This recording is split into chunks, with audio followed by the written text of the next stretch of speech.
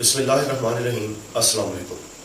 Dear student, जैसा कि आपको मालूम है कि हमने करेक्ट यूज़ ऑफ वर्ब के हवाले से अपने लेक्चर का आगाज़ किया हुआ है। लास्ट लेक्चर में हमने सिंपल प्रेजेंट टेंस को डिस्कस किया था और आज का जो हमारा टॉपिक है वो सिंपल पास्ट टेंस है। हमने सिंपल पास्ट टेंस को 5 पॉइंट्स में डिस्कस किया है। पॉइंट नंबर 1 ये है कि इसकी फॉर्मेशन क्या है। पॉइंट नंबर 2 ये है कि इसके साथ टिपिकल एडवर्ब्स कौन कौन से एडजस्ट होते हैं। और पॉइंट नंबर 3 ये है कि इसके मुख्तलिफ दीगर टेंसेस के साथ क्या क्या कॉम्बिनेशन बनते हैं। और पॉइंट नंबर 4 ये है कि past tense is always followed by past tense. और 5th पॉइंट ये है कि कुछ एग्जेम्पशंस हैं जहाँ पर ये past tense is followed by past tense का जो रूल है वो सस्पेंड हो जाता है। तो आए हम बाकायदा तौर पर अपने लेक्चर का आगाज़ करते हैं। बेटा जी, हमारा जो पहला पॉइंट है वो फॉर्मेशन है कि इसकी फॉर्मेशन कैसे होती है। सबसे पहले सब्जेक्ट आता है, फिर उसके बाद वर्ब की सेकंड फॉर्म आती है और फिर उसके बाद रेस्ट ऑफ द सेंटेंस आता है। मैंने इसकी एग्जांपल लिखी है, you, he, I wrote a letter. ये तमाम तर प्रोनाउंस लिखने की वजह ये है कि first person, second person, third person, singular और प्लूरल के साथ सेम ट्रीटमेंट होता है। सब के साथ सेकंड फॉर्म ऑफ वर्ब लगती है और फिर आखिर में रेस्ट ऑफ द सेंटेंस आता है। इसके बाद हम इस सेंटेंस को नेगेटिव कैसे बनाते हैं। सबसे पहले सब्जेक्ट आएगा, फिर उसके बाद हम डिड नॉट का एडिशन करेंगे, फिर उसके बाद हम वर्ब की फर्स्ट फॉर्म लगाएंगे और आखिर में रेस्ट ऑफ द सेंटेंस होगा। इसके एग्जाम्पल कुछ ऐसे है, you, he, I did not write a letter. यहाँ पर एक बात याद रखेंगे कि जब हम डिड नॉट का एडिशन करते हैं तो फिर हम वर्ब की सेकंड फॉर्म की बजाय फर्स्ट फॉर्म इस्तेमाल करते हैं। इस बात का ख्याल रखना चाहिए। उसके बाद इस टेंस को हम इंट्रोगेटिव कैसे बनाते हैं। हेल्पिंग वर्ब डिड हम in the beginning of sentence ले आते हैं और फिर उसके बाद हम अपना सब्जेक्ट लिखते हैं और फिर उसके बाद फर्स्ट फॉर्म ऑफ वर्ब आती है और फिर रेस्ट ऑफ द सेंटेंस आता है। इसके एग्जाम्पल है, did you, he, I write a letter और आखिर में क्वेश्चन मार्क। तो ये हमारा पहला पॉइंट था कि सिंपल पास्ट की जो फॉर्मेशन है वो कुछ इस तरह से बनती है। इसका पॉजिटिव सेंटेंस की फॉर्मेशन क्या है, इसके नेगेटिव सेंटेंस की फॉर्मेशन क्या है और इसके इंट्रोगेटिव सेंटेंस की फॉर्मेशन क्या है। उसके बाद हमारा दूसरा जो पॉइंट है वो एडवर्ब्स है। बेटा जी, कुछ एडवर्ब्स ऐसे हैं जो सिंपल पास्ट टेंस के साथ इस्तेमाल होते हैं और किसी और टेंस के साथ इस्तेमाल नहीं होते। इसमें सबसे पहले तो अगो है, फिर यस्टरडे है, फिर कोई पास्ट ईयर और उससे पहले प्रपोजिशन इन आ जाता है। अगर इस तरह के एडवर्ब्स या एडवर्बियल फ्रेजेस जो है वो सेंटेंस में आते हैं तो हम उस सेंटेंस को सिंपल पास्ट में कन्वर्ट करके लिखते हैं। बल्कि ये कह लें कि जब ये एडवर्ब या एडवर्बियल फ्रेजेस आते हैं तो हम उस सेंटेंस को सिंपल पास्ट में लिखते हैं।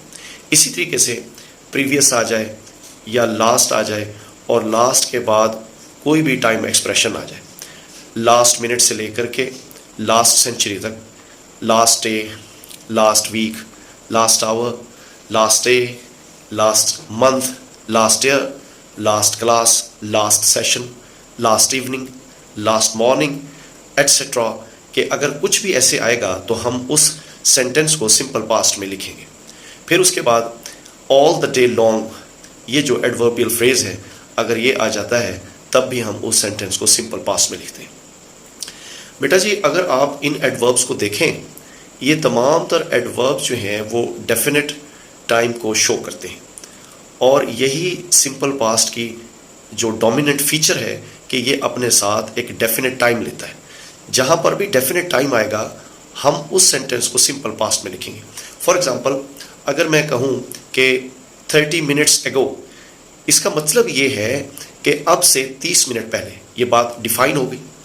और अगर मैं कहूँ यस्टरडे, ये भी बात बहुत ज़्यादा वाज़ेह है कि यस्टरडे से क्या मुराद है, यानी गुजरा हुआ दिन। और अगर मैं कहूँ इन 2021, ये बात भी क्लियर है कि मैं 2021 की बात कर रहा हूँ, 2020 की बात नहीं कर रहा और 2022 की बात नहीं कर रहा। यानी ये डेफिनेट टाइम होता है। जब ये डेफिनेट टाइम होता है तो हम इस तरह के सेंटेंसेस को सिंपल पास्ट में लिखते होते हैं।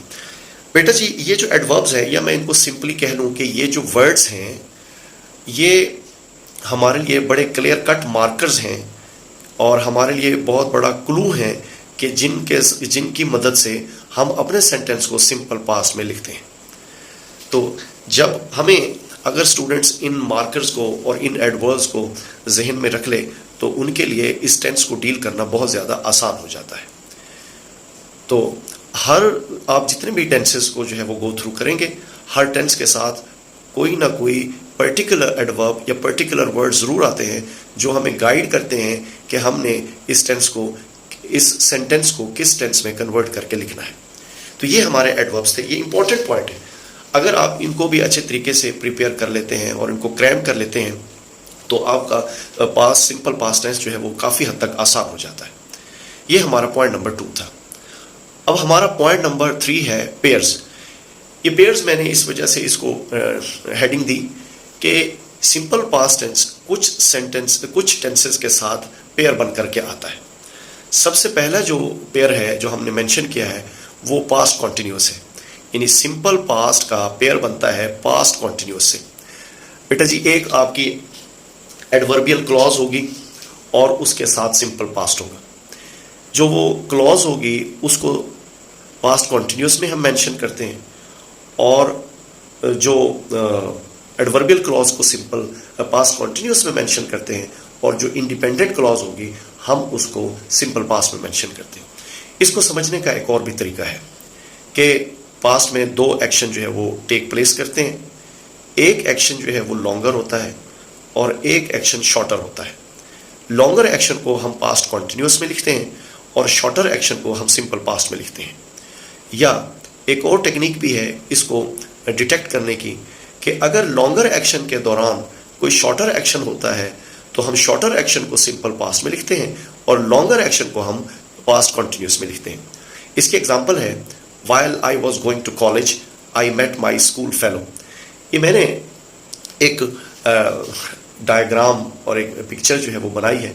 इसमें जो पहली एक डॉट है उस पर H लिखा हुआ है, H से मुराद होम है, और उसके बाद लास्ट जो डॉट है जो पॉइंट है वो C लिखा हुआ है, इससे मुराद कॉलेज है। अगर एक स्टूडेंट जो है वो कॉलेज जा रहा है, अगर इस सफ़र के दौरान उसकी मुलाकात पॉइंट नंबर 1 पर किसी दोस्त से हो जाती है तो पॉइंट नंबर 1 पर जो भी इवेंट होगा, जो भी एक्शन होगा वो सिंपल पास्ट में होगा। यानी होम से कॉलेज का आप डिस्टेंस देख लें और उस डिस्टेंस के दौरान पॉइंट नंबर 1 पर कोई इवेंट होता है, पॉइंट नंबर 2 पर कोई एक्शन होता है या पॉइंट नंबर 3 पर कोई एक्शन होता है, तो आप ये देखेंगे तमाम तर पॉइंट्स जो हैं वो लॉन्गर एक्शन के दरमियान है।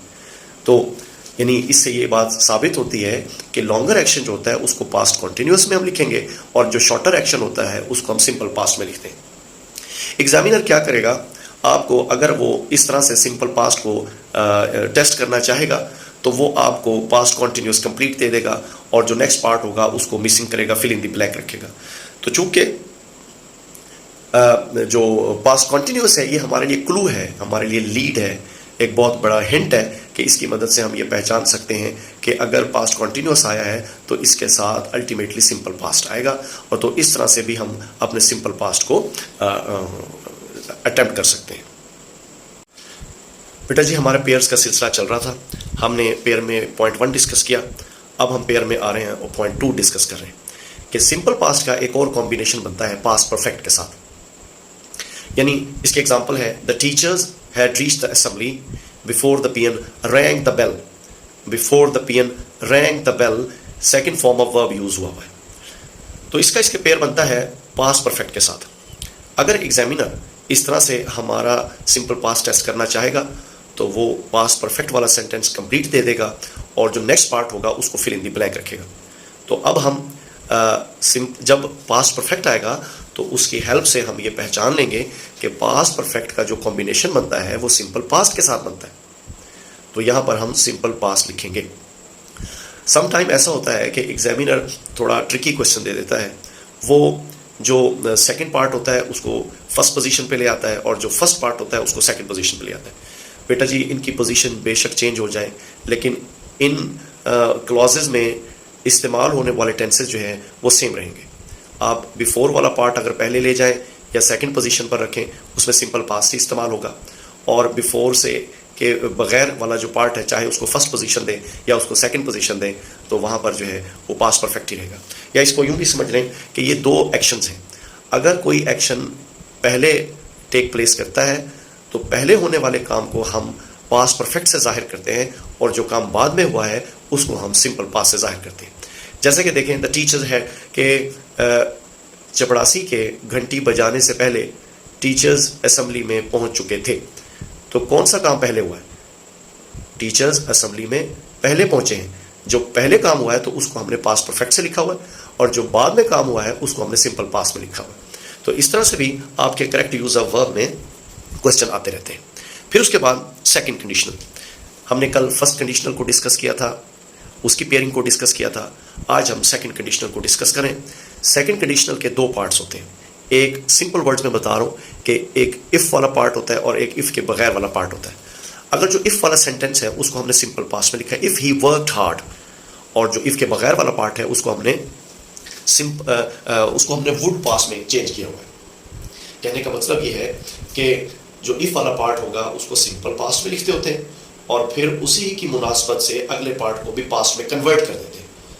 जब हमने कल फर्स्ट कंडीशनल को डिस्कस किया था तो इफ़ वाले पार्ट में हमने सिंपल प्रेजेंट यूज़ किया था, और इफ़ के बगैर वाले पार्ट में हमने सिंपल फ्यूचर को यूज़ किया था। और सेकंड कंडीशनल में जब हम सेकंड फॉर्म यूज़ करेंगे तो अल्टीमेटली हमारा जो नेक्स्ट पार्ट है वो भी अकॉर्डिंगली चेंज हो जाएगा, यानी हम विल को वुड में चेंज कर देंगे। उसके बाद आप नेक्स्ट सेंटेंस देखें, you would succeed if you worked hard. ये सेंटेंस लिखने का मकसद ये है कि इफ़ वाला पार्ट चाहे फर्स्ट पोजीशन पर हो या सेकंड पोजीशन पर हो, और इफ़ के बगैर वाला पार्ट चाहे फर्स्ट पोजीशन पर हो या सेकंड पोजीशन पर हो, इनमें इस्तेमाल होने वाले वर्ब इनके साथ रहेंगे। यानी जहां पर भी इफ़ वाला पार्ट जाएगा वो सेकंड फॉर्म को अपने साथ लेकर के जाएगा, और इफ़ के बगैर वाला जो पार्ट है वो वुड और फर्स्ट फॉर्म ऑफ वर्ब के साथ इस्तेमाल होगा। इसके बाद बेटा जी हमारा जो फोर्थ पॉइंट है वो है सिंपल पास्ट का कॉम्बिनेशन सिंपल पास्ट के साथ। कि हम पहले भी सिंपल पास्ट आता है, फिर उसके बाद भी सिंपल पास्ट आता है। सिंपल पास्ट का सिंपल पास्ट के साथ आने की दो कंडीशंस हैं। एक कंडीशन ये है कि there are some short sentences and action takes place successively. It means के एक्शन जो होता है वो यके बाद दीगरे होता है। और दूसरी जो कंडीशन ये है कि कोई एक्शन जो है वो पहले वाले एक्शन के नतीजे में रूनुमा होता है। ये मैंने एग्जांपल लिखी। जो हमारी पहली एग्जांपल है वो पार्ट ए को रिप्रेजेंट करती है, यानी Norma pick the bundle up, unlock the door and went into the apartment. It means के these are short sentences and they are taking place successively. That is why in three clauses we have used simple past tense: picked, unlocked and went. The reason behind is that कि short sentences है और action जो है वो यक के बाद दीगरे रूनुमा हो रहा है। उसके बाद हमारी जो दूसरी एग्जाम्पल है वो बी पार्ट को लेकर के है कि अगर कोई एक्शन किसी और एक्शन के नतीजे में रूनुमा होता है तो फिर हम उसकी एग्जांपल ये है कि she press the button and lights turned on, कि जब आप बटन को दबाएंगे अल्टीमेटली आपके रूम की लाइट्स जो है वो जल पड़ेंगी। तो ये बटन दबाने के रिस्पॉन्स में जो है वो एक काम दूसरा काम हुआ है। इसी तरीके से teacher made the student stand and the student follow the instruction. It means के टीचर ने एक बच्चे को खड़ा किया और अल्टीमेटली उसके पास कोई चाराकार ना था सिवाय टीचर की इंस्ट्रक्शन को फॉलो करने के। यानी टीचर के ऑर्डर के रिस्पॉन्स में वो खड़ा हो गया। तो इस सूरत हाल में हम दोनों जगह पर सिंपल पास्ट यूज करेंगे। Made the student stand and student followed, made and followed दोनों जगह पर जो है वो सिंपल पास्ट इस्तेमाल हुआ। अब बेटा जी हम अपने नेक्स्ट पॉइंट की तरफ चलते हैं, पॉइंट नंबर 4 की तरफ। हमारा पॉइंट नंबर 4 जो कि बहुत ही इंपॉर्टेंट पॉइंट है, और जब हम अपने स्टूडेंट्स के पेपर चेक करते हैं तो बहुत ज़्यादा मिस्टेक्स जो है वो हमें देखने को मिलती हैं। हमारा पॉइंट नंबर 4 है कि past tense is always followed by past tense. कि अगर आपके पास 2 सेंटेंसेस हैं और जो पहला सेंटेंस है वो पास्ट में है और जो दूसरा सेंटेंस आएगा वो भी पास्ट में आएगा और अकॉर्डिंग टू द पास्ट आएगा। बेटा जी एग्ज़ाम में जो आपकी मार्किंग की स्कीम है उसमें ऐसा होता है कि अगर आप कोई टेंस की मिस्टेक करते हैं तो 0.5 यानी हाफ मार्क्स जो है वो कट जाता है, उसकी डिडक्शन हो जाती है। फॉर एग्ज़ाम्पल कि अगर 2 मार्क्स का शॉर्ट क्वेश्चन है और आपने टेंसेस को लेकर के 2 मिस्टेक्स की हैं तो आपका 1 मार्क डिडक्ट हो जाता है। और हमने देखा है कि हमारे स्टूडेंट्स जो है वो इस पॉइंट को लेकर के बहुत ज़्यादा मिस्टेक करते हैं, वो इस रूल को इग्नोर करते चले जाते हैं और अल्टीमेटली जो है वो इसका नतीजा लॉस ऑफ मार्क्स में होता है। तो हम बात कर रहे थे अपने रूल नंबर 4 की कि past tense is always followed by past tense.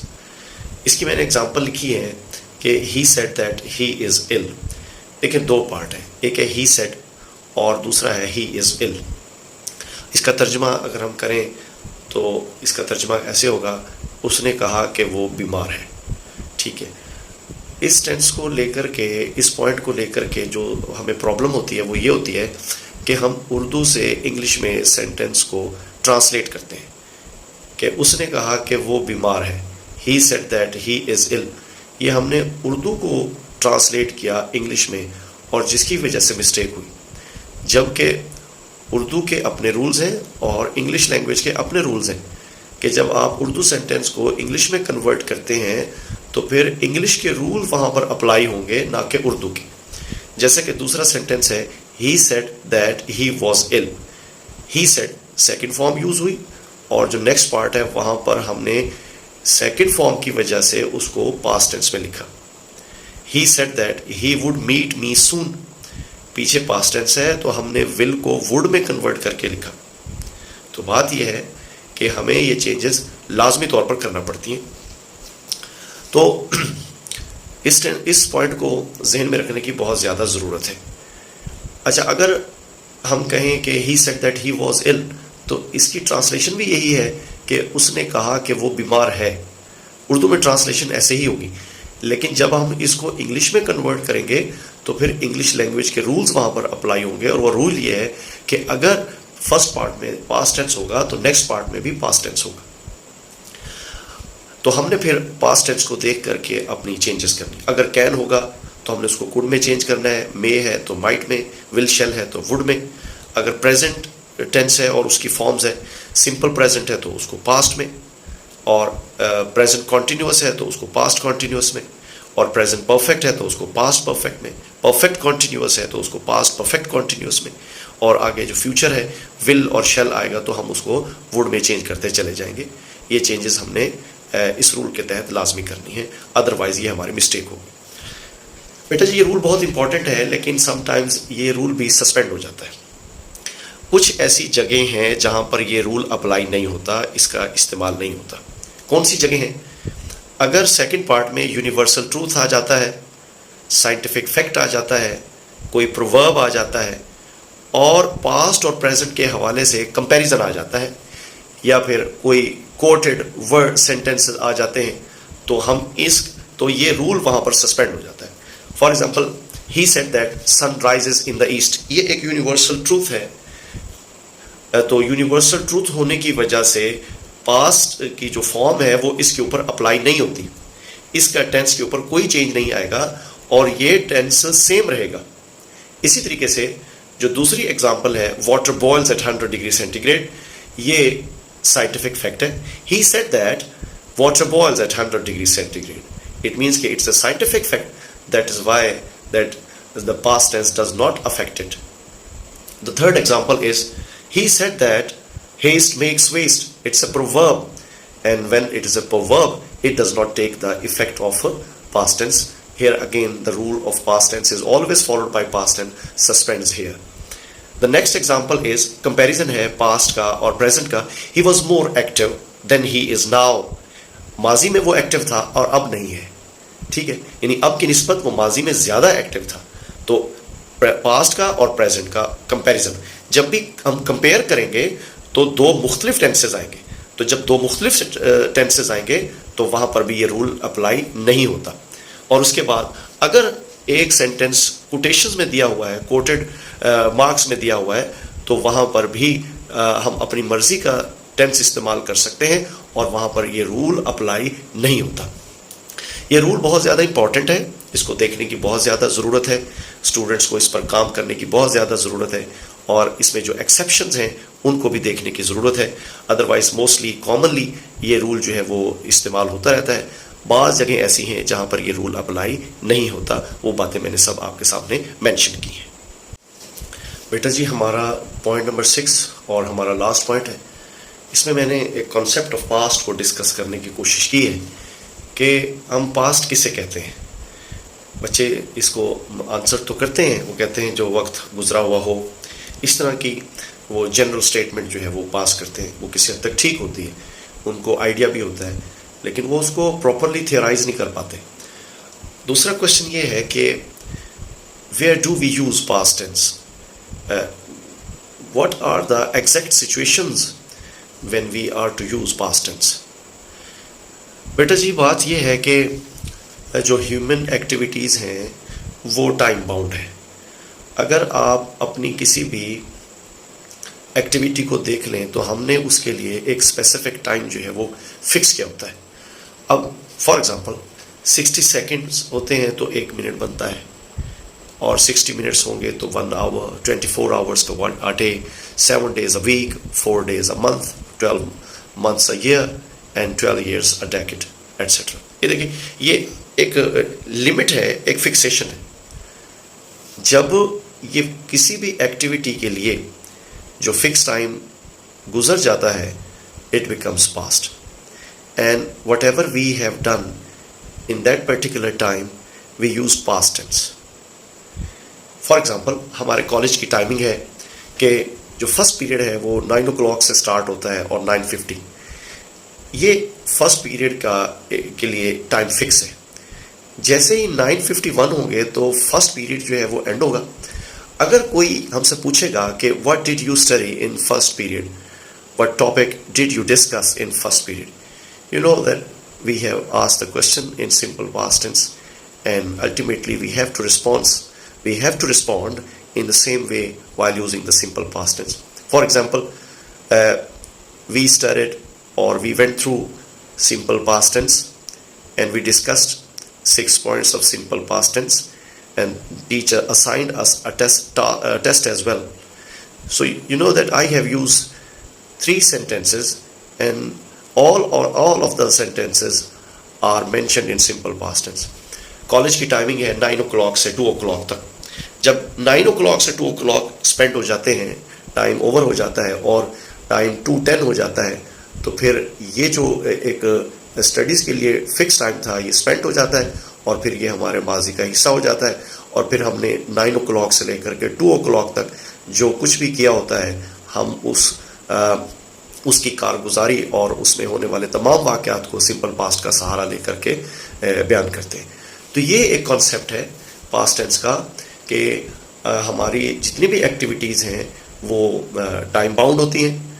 Her activity के लिए हमारा टाइम फिक्स होता है। और देखें, मिसाल के तौर पर अगर 1 वीक है, अगर ये वीक गुजर जाता है, 7 days गुजर जाते हैं और ये 1 वीक गुजर जाता है, तो फिर हम उसके लिए कहते हैं कि लास्ट वीक और प्रीवियस वीक।